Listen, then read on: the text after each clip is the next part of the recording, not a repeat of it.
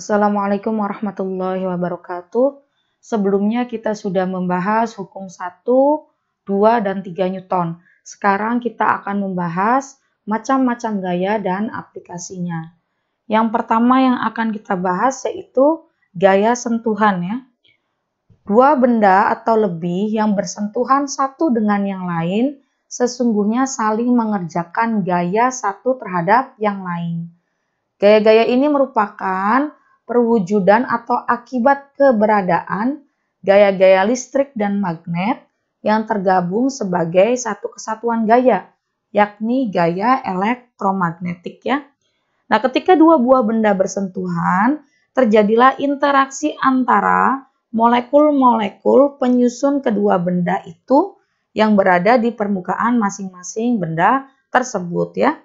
Gaya elektromagnetiklah yang bertanggung jawab baik atas interaksi antar molekul-molekul di permukaan kedua benda itu maupun ikatan-ikatan antara molekul di masing-masing benda yang bersentuhan. Nah, 4 contoh gaya sentuhan yaitu ada gaya normal, gaya gesek, gaya Stokes, dan gaya pengereman oleh zat cair. Yang akan kita bahas dalam konsep dinamika gerak ini yaitu gaya normal dan gaya gesekan. Kedua gaya ini terdapat dalam banyak kasus aplikasi hukum Newton kedua. Sekarang kita bahas gaya normal terlebih dahulu. Ketika buku atau benda apapun diletakkan di atas meja kayu, misalkan seperti ini gambarannya, maka ada sentuhan antara permukaan meja dengan permukaan sampul buku yang paling bawah, yang di sini ya. Buku dan meja kita pandang sebagai sistem mekanis. Buku akan ditarik oleh bumi dengan gaya berat W ya dari titik pusatnya.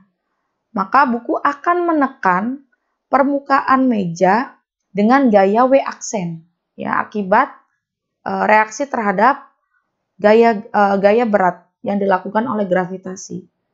Sebagai reaksinya, karena meja ini ditekan oleh buku sebesar W aksen, maka meja akan memberikan reaksi terhadap balok atau benda atau buku ya sebesar N. Nah, ini namanya gaya normal. Saya ulangi ya. Jadi balok itu dikenai oleh gaya berat sebesar W karena adanya gravitasi bumi ya. Ini ke bawah. Maka balok akan memberikan reaksi terhadap meja sebesar W aksen. Meja terkena gaya oleh buku ini atau balok ini, maka memberikan reaksi terhadap balok sebesar N. Nah, N yang tegak lurus ini terhadap bidang, di sini meja ya, disebut gaya normal. Nah, untuk mengetahui besarnya gaya normal, cukup hanya menganalisa gaya-gaya yang bekerja pada buku atau benda atau balok ya, yaitu gaya berat W dan gaya normal N. Nanti aplikasinya bisa lebih jelas ya, gaya normal itu seperti apa. Selanjutnya ada gaya gesek. Nah, secara mikroskopik, gaya gesek disebabkan oleh interaksi melalui terbangunnya gaya ikat antara molekul-molekul yang berada di permukaan satu benda dengan molekul-molekul pada permukaan benda yang lainnya ya, ketika keduanya saling bersentuhan. Gaya gesek berlawanan dengan arah kecepatan dari benda. Jadi misalkan benda itu bergerak ke sana ya karena tarikan sebuah gaya, maka gaya gesek itu ke arah yang berlawanan. Nah, gaya gesek itu dari ujung benda ke ujung benda yang lainnya. Nah, ini namanya gaya gesek ya. Untuk gaya gesek sendiri ada 2 jenis. Yang pertama ada gaya gesek statis, disimbolkan dengan Fs, dan ada gaya kinetis. Ini salah tulis ya, kinetis.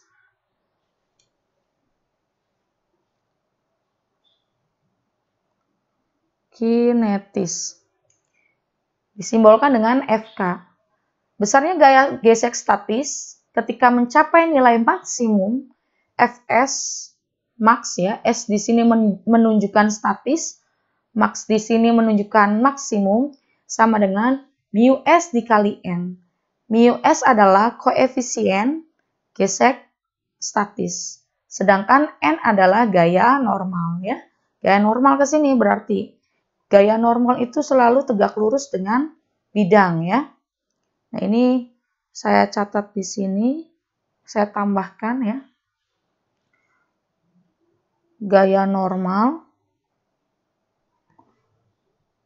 selalu tegak lurus bidang. Sekarang pada saat benda sudah bergerak, gaya gesek yang bekerja adalah gaya gesek kinetis, bukan statis lagi. Besarnya gaya gesek kinetis yaitu Fk sama dengan mu K dikali N.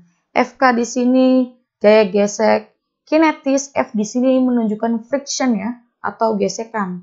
K di sini kinetis. Mu K adalah koefisien gesek kinetis. N-nya sama, besarnya gaya normal. Nah, secara eksperimen ditemukan bahwa mu K lebih kecil dari mu S. Yang kedua, mu K bergantung pada kelajuan relatif permukaan, tetapi untuk kelajuan dalam kisaran sekitar 1 cm per sekon sampai beberapa meter per sekon, mu K hampir konstan. Yang ketiga, mu K seperti mu S ya, bergantung pada sifat permukaan-permukaan yang bersentuhan, tetapi tidak bergantung pada luas kontak makroskopik. Sekarang kita lihat kapan benda itu menggunakan Fs, kapan menggunakan Fk. Jadi begini, jika ya F, gaya yang bekerja pada sebuah benda, itu kurang dari Fs maksimum, maka ini benda diam. Kenapa? Karena gaya yang kita berikan pada benda ini masih kecil dibandingkan dengan gaya geseknya, sehingga benda tidak bergerak gitu ya. Kemudian jika F itu sama dengan Fs maksimum, maka benda akan bergerak, akan mulai bergerak, tapi masih diam ya. Oke, jika gaya yang kita berikan itu lebih besar dari gaya statik maksimum, maka benda ini bergerak ya. Jadi misalkan kita mendorong sebuah meja, kita beri dorongan F ya. Ini kan gaya gesek, ini lantai, ini gaya geseknya kan ke sini ya, berlawanan. Kalau misalkan gaya yang kita berikan ini masih lebih kecil dari Fs, maka meja ini tidak bergerak. Tapi kalau misalkan kita tambahkan lagi F-nya dan lebih besar dari Fs, maka meja ini akan bergerak. Seperti itu ya. Ini penting untuk diperhatikan syarat-syarat kapan benda mulai bergerak, kapan benda diam, kapan benda bergerak. Kalau misalkan benda sudah bergerak, nanti yang digunakan adalah rumusan Fk, yaitu mu K dikali N. Tapi kalau misalkan ini masih diam, maka yang digunakan adalah rumus Fs, yaitu mu S dikali N. Selanjutnya ada gaya tegangan. Misalkan sistemnya seperti ini, ada balok ya, kemudian di sini diikatkan dengan sebuah tali, kemudian tali ini kita tarik dengan tangan kita dengan gaya sebesar F ya. Maka tali yang ditarik ke kanan oleh tangan, ikatan-ikatan pada molekul penyusun tali bereaksi melawan tarikan tangan, sehingga secara berurutan tarikan itu dirambatkan oleh molekul-molekul sepanjang tali ya. Dengan apa tali menarik balok ke kanan? Dengan gaya yang diteruskan atau dialirkan secara beruntun sepanjang tali itu. Nah, gaya ini disebut gaya tegangan tali. Nah, sebagai reaksi atas gaya oleh tali, ya, balok akan melakukan gaya pada ujung tali dengan gaya yang besarnya sama tetapi arahnya berlawanan, yaitu T aksen sama dengan min T. Jadi kalau T di sini gaya tali terhadap balok, maka balok akan memberikan reaksi terhadap ujung tali tersebut ya. Arahnya ke sini berlawanan dengan gaya tegangan tali. Tegangan tali arahnya ke kanan, maka reaksinya arah ke kiri. Besarnya sama tapi arahnya berbeda. Baik, sekarang kita perlu perhatikan gaya-gaya seperti gaya yang dikerjakan balok pada meja akibat gaya berat, ya tadi W aksen, dan gaya yang dikerjakan oleh balok pada tali T aksen tidak mempengaruhi gerakan balok. Karena gaya-gaya ini tidak dikerjakan pada balok, tapi balok yang mengerjakan pada tali misalkan ataupun pada meja, sehingga gaya-gaya tersebut dapat diabaikan dalam menerapkan hukum kedua Newton pada gerakan balok. Jadi kalau mau perhitungan, ini diabaikan karena ini tidak bekerja pada balok, tapi yang dikerjakan balok. Begitu juga dengan W aksen, ini yang dikerjakan balok, bukan yang dikerjakan terhadap balok, sehingga dapat diabaikan. Selanjutnya ada gaya pegas ya. Nah, gaya pegas ini terkenal dengan hukum Hooke ya. Fx misalkan bergerak dalam sumbu X ya, sama dengan min K X min X0 atau X min X0 ini kita ganti dengan delta X. K adalah konstanta pegas, X adalah koordinat ujung bebas pegas, sedangkan X0 adalah koordinat jika pegas tidak diregangkan dari posisi kesetimbangannya. Nah, jadi maksudnya begini. Misalkan ya,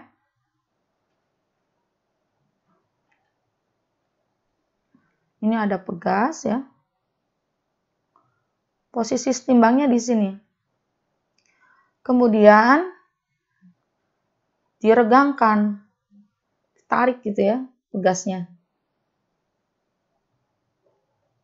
Dan ada kondisi juga nanti ditekan pegasnya, jadi lebih pendek.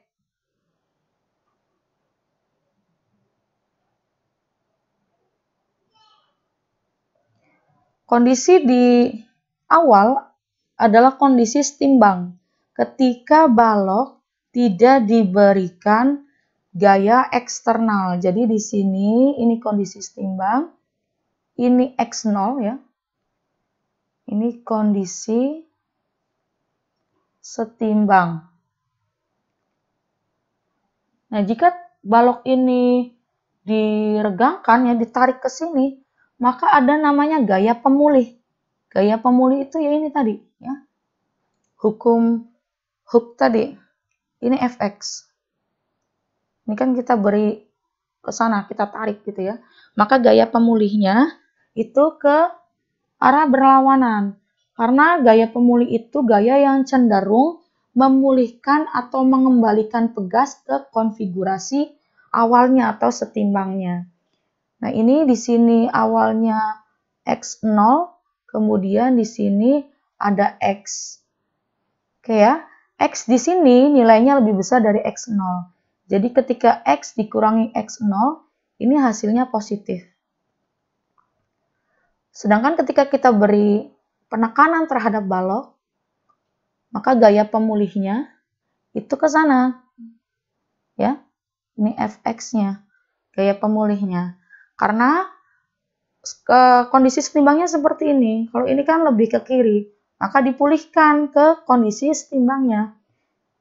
Di sini X ya.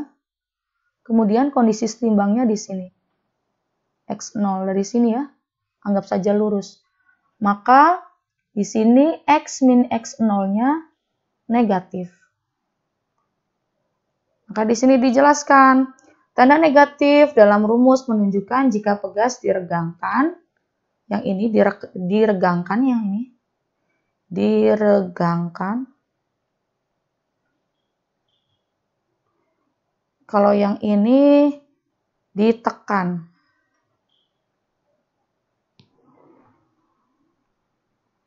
Ini diperbaiki. Ini seharusnya gambarnya di bawah ya, supaya jelas. Tapi tidak apa-apa, sudah ditulis di sini, ini X0. Di sini saya tulis Fx ini sebagai gaya pemulih. Jadi ketika pegas diberi suatu gaya, entah diregangkan atau ditekan, maka akan menimbulkan gaya pemulih untuk mengembalikan posisi pegas dalam kondisi awal atau kondisi setimbangnya. Seperti itu. Baik, untuk melihat aplikasi hukum Newton dan macam-macam gaya yang sudah kita bahas tadi, kita bisa perhatikan contoh-contoh berikut ini ya. Yang pertama, sebuah balok dengan massa 6 kg di atas lantai yang licin sempurna ditarik oleh sebuah gaya sebesar 10 Newton. Carilah percepatan dari balok tersebut. Nah, ini kita gunakan hukum kedua Newton ya. Hukum 2 Newton.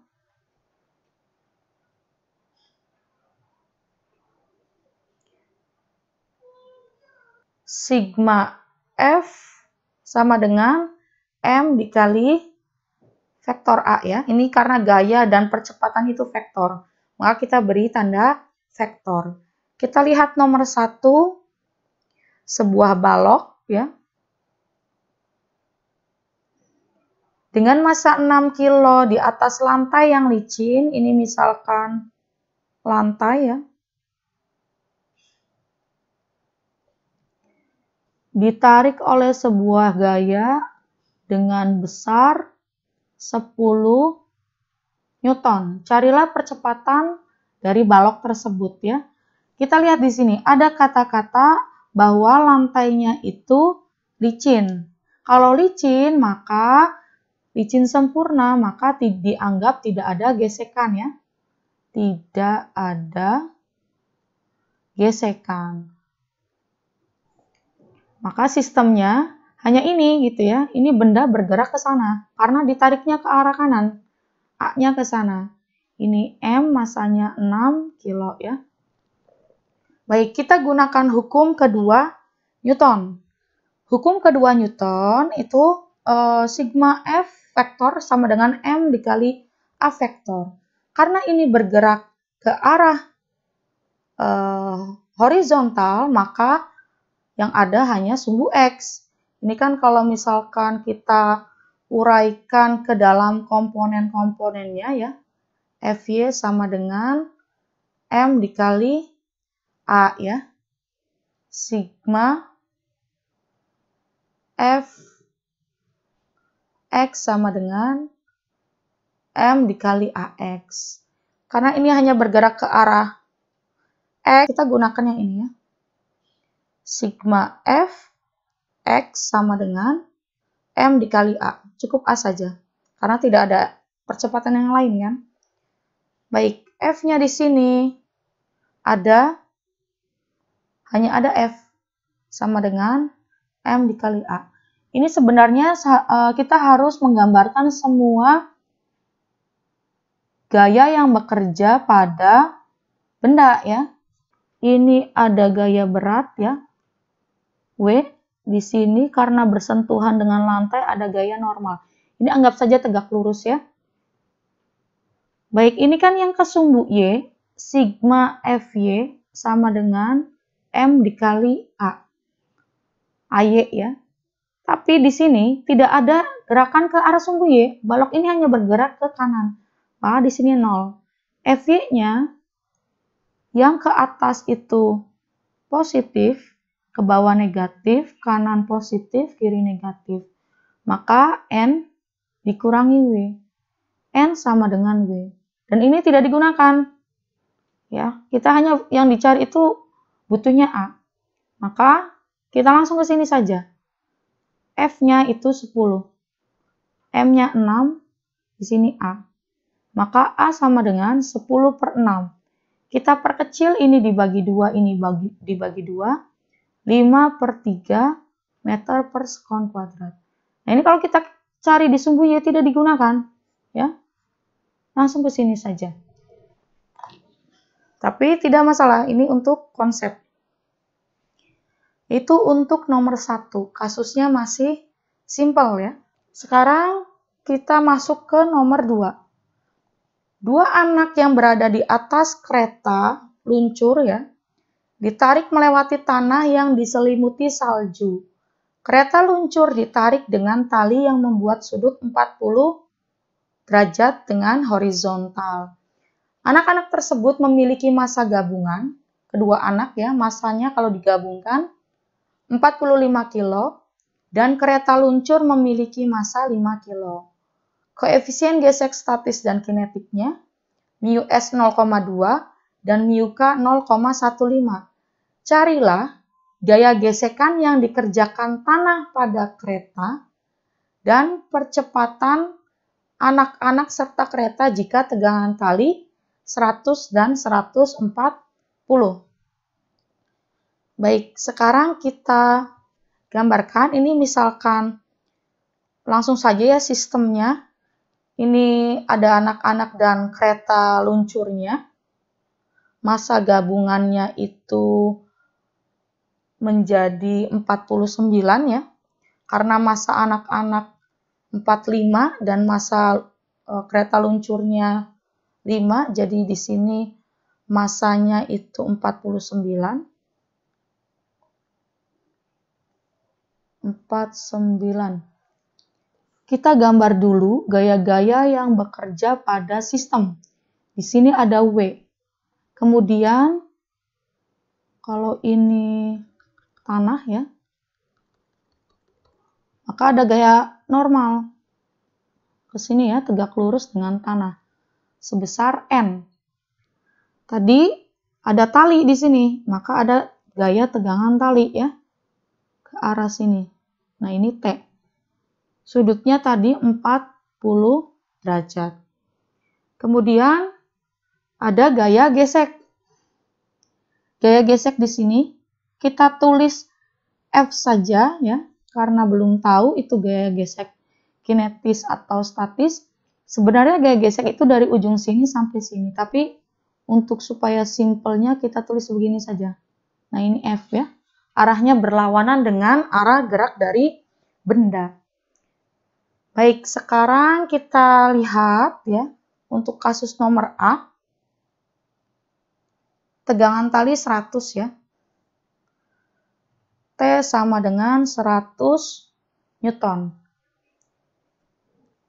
Kalau misalkan kita lihat, untuk tegangan tali itu kondisinya miring ya, maka kita harus proyeksi ke arah sumbu X yang ini, maka T cos theta, dan ke arah sumbu Y.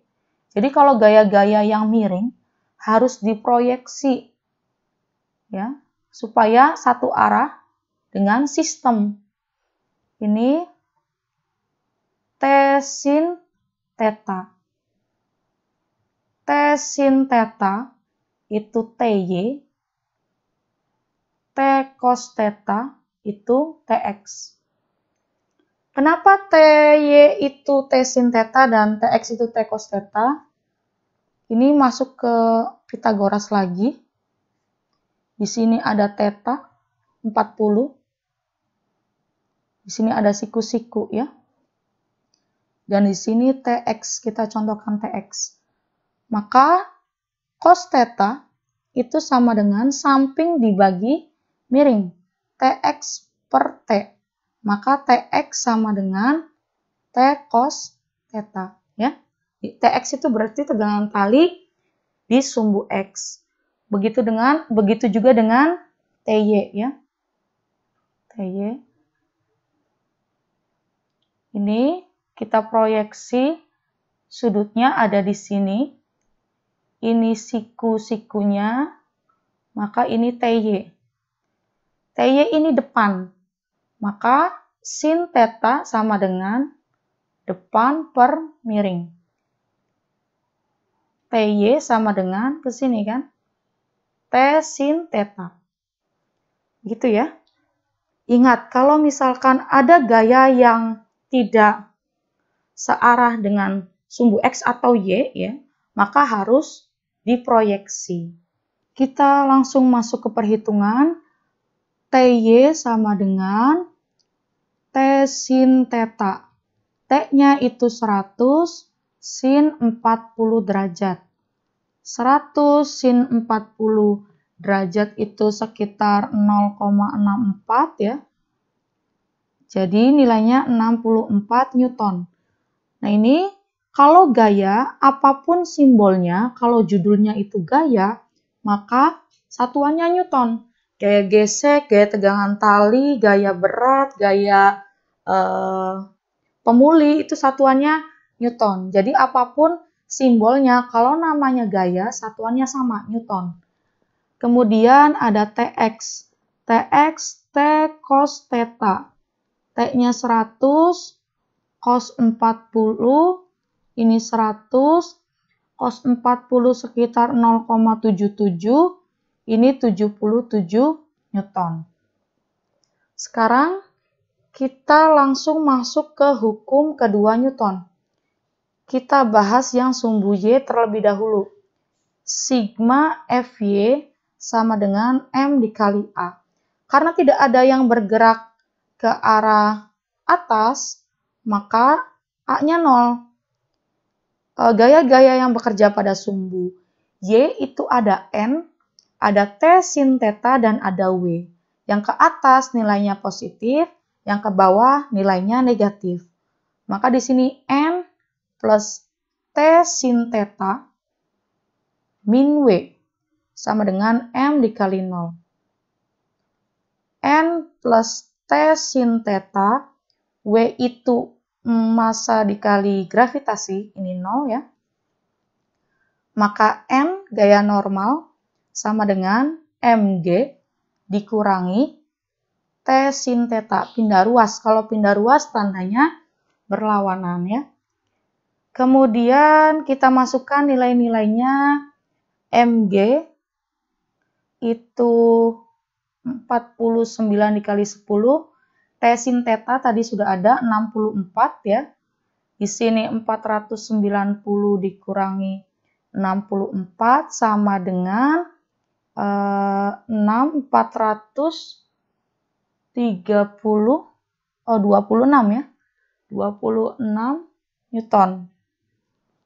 Cek lagi ya perhitungannya, mungkin ada kesalahan hitung. Kemudian kita cek apakah tegangan tali ini mampu lebih besar dari gaya geseknya sehingga bisa bergerak. Kita cari dulu Fs maksimumnya, yaitu mu S dikali dengan N. Mu S-nya tadi 0,2.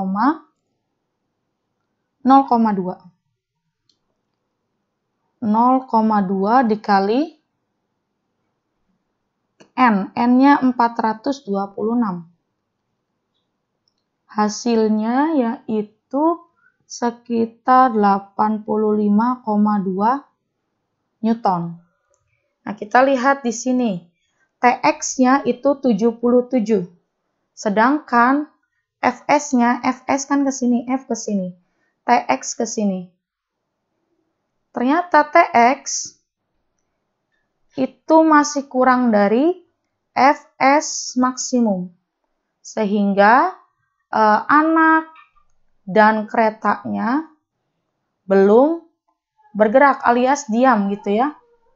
Baik, selanjutnya untuk tegangan tali 140 Newton. Caranya sama ya.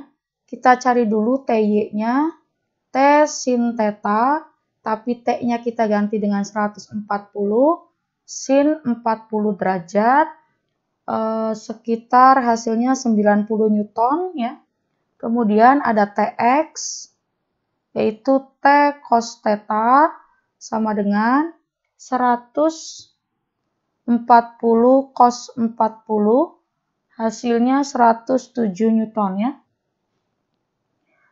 Kita cari sumbu X. Ini caranya sama. Sigma Fy, ini sumbu Y, maaf. Sigma Fy sama dengan, ini langsung 0 saja karena tidak ada gerakan ke atas ya. Ke atas atau ke bawah tidak ada. Ini ada N ya.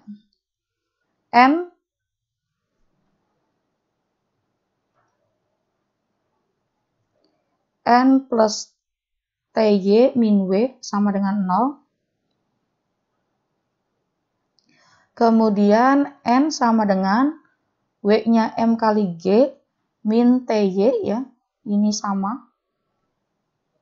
Karena W sama dengan M kali gravitasi. Ini gaya berat ya. M sama dengan masanya 49 dikali 10. TY-nya itu 90. Maka N sama dengan 490 dikurangi 90. Hasilnya 400 Newton. Kemudian kita cari Fs-nya. Untuk tegangan tali 140, mu S dikali N. Mu S-nya 0,2, N-nya 400. Hasilnya 80 Newton. Kita lihat di sini, Tx itu lebih besar dari Fs maksimum. Maka bergerak. Kalau bergerak, kita bisa mencari percepatannya. Kita masuk ke sumbu X. Ini kenapa tidak masuk ke sumbu X untuk kasus yang A? Karena tidak bergerak gitu ya, tidak bergerak sistemnya alias diam, sehingga percepatannya juga tidak ada. Kalau yang B ini kita lanjutkan, karena sistemnya ternyata bergerak. Sumbu X, sigma Fx sama dengan M dikali A. Yang berada di sumbu X, gayanya itu Tx dan F ya. Tx min Fk karena bergerak, maka menggunakan kinetis.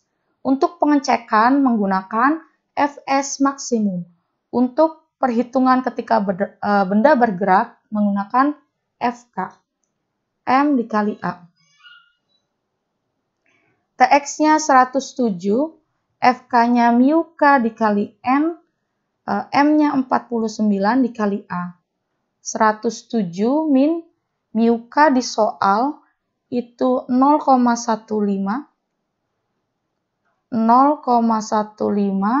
dikali N di sini gaya normal ya, simbolnya memang sama dengan Newton.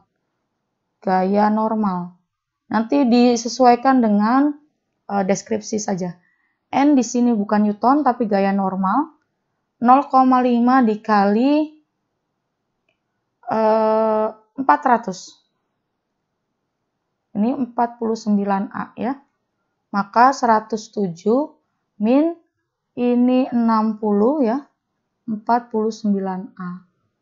Maka A sama dengan 107 dikurangi 60 itu 47 ya. Ini 49A. Maka A sama dengan 47 dibagi 49. Hasilnya 0,94 meter per sekon kuadrat. Seperti itu. Sekali lagi, kalau jangan bingung di simbol N di sini dan di sini. Kalau yang ini, kalau yang membersamai angka ini satuan ya, Newton ini. Tapi kalau misalkan dia menunjukkan suatu simbol besaran atau gaya, ini gaya normal. Nah, ini juga sama nih. Ini kan membersamai angka, berarti ini Newton, bukan gaya normal. Makanya ada beberapa referensi yang mengganti gaya Newton ini dengan Fn, supaya tidak keliru dengan simbol Newton. Tapi tidak masalah, yang penting paham ya, apapun simbolnya, karena ini biasanya indeks dummy. Contoh berikutnya, sebuah balok bergerak menuruni bidang dengan kemiringan 37. Nah, ini bidangnya, kemiringannya 37 terhadap horizontal ya. ini 37 derajat. Apabila koefisien gesek kinetiknya 0,1, tentukan percepatan dan kecepatan benda setelah bergerak selama 4 sekon. Jadi mu K-nya ini 0,1. Maka kita lihat dulu gaya-gaya yang bekerja. Kalau gaya berat itu selalu lurus ke bawah ya, walaupun bidangnya miring, bukan ikutan miring. Nah, yang mengikuti bidang adalah gaya normal, karena dia harus tegak lurus, selalu tegak lurus dengan bidang. Nah, ini bidangnya bidang miring, maka gaya normalnya ikutan miring supaya tegak lurus. Berbeda dengan gaya berat, dia selalu lurus walaupun bentuk atau sistemnya itu beraneka macam ya. Baik, yang tidak sesuai dengan sumbu, karena ini bidang miring, maka sumbunya mengikuti ya sistemnya. X-nya ke sini, Y-nya ke sana. Ini kita proyeksi yang tidak sesuai dengan sumbu. Ini ke sini, maka ini WY ya. Di sini WY. Kita tarik ke atas. Aduh, ini anggap saja lurus ya. Ini WX. Baik. Sekarang kita lihat untuk yang WY sama dengan W cos theta ya. Karena di sini tetanya, di sini siku-sikunya, maka WY ini sisi samping. WX sama dengan W sin theta. W adalah MG cos theta. Ini MG sin theta. Baik. Yang lainnya itu ada gaya gesek. Karena benda meluncur ke sini, maka gaya geseknya ke sini ya. Ini F. Kita cari sumbu Y dulu ya. Ini sumbu Y sama dengan M dikali A. Tapi karena tidak bergerak, seperti biasa, A-nya sama dengan 0. Ini N dikurangi WY, sama dengan M dikali 0. N sama dengan WY. N, WY-nya itu MG cos theta. Itu untuk sumbu Y ya. Untuk sumbu X, kita cari juga sigma Fx sama dengan MA. Maka yang di arah sumbu X itu ada Wx dikurangi Fk. Karena bergerak ya, sudah di soal sudah dinyatakan bergerak, jadi tidak perlu pengujian lagi. Nah, di sini ada bergerak menuruni. Nah, ini berarti sudah menunjukkan menggunakan Fk. Wx-nya Mg cos theta, sin theta. Fk-nya mu K dikali N sama dengan Ma. N-nya kita ganti dengan ini. Maka Mg sin theta dikurangi mu K. N-nya kita ganti ini. Mg cos theta sama dengan Ma. Maka Mg sin theta min mu K Mg cos theta sama dengan M dikali A. Nah, ini ruas kiri dan ruas kanan itu dibagi dengan M. Maka ini habis ya. Sisa G sin theta min mu K G cos theta. Nah, ini nilai dari A-nya. Kita masukkan. G-nya itu 10, sin-nya itu sin 37 ya. Min mu K 0,1 dikali 10 cos 37 derajat nilai A. Maka kalau kita hitung dengan kalkulator A, nilainya itu 5,2 meter per sekon kuadrat. Ini saya singkat saja ya. Silahkan dicek lagi perhitungannya. Ini untuk nilai A. Kalau ini dihitung dengan menggunakan kalkulator. Sekarang kita tentukan nilai kecepatannya. Kecepatan selama T4 sekon ya. Kita gunakan rumus GLBB, yaitu V sama dengan V0 plus AT. Karena tidak ada kecepatan awal, maka ini 0, A-nya 5,2, T-nya 4. Maka V sama dengan 5,2 dikali 4, hasilnya 20,8 meter per sekon. Baik, itu saja materi kita kali ini. Untuk aplikasi yang lain bisa dilihat di referensi lain ya. Saya akhiri, Assalamualaikum warahmatullahi wabarakatuh.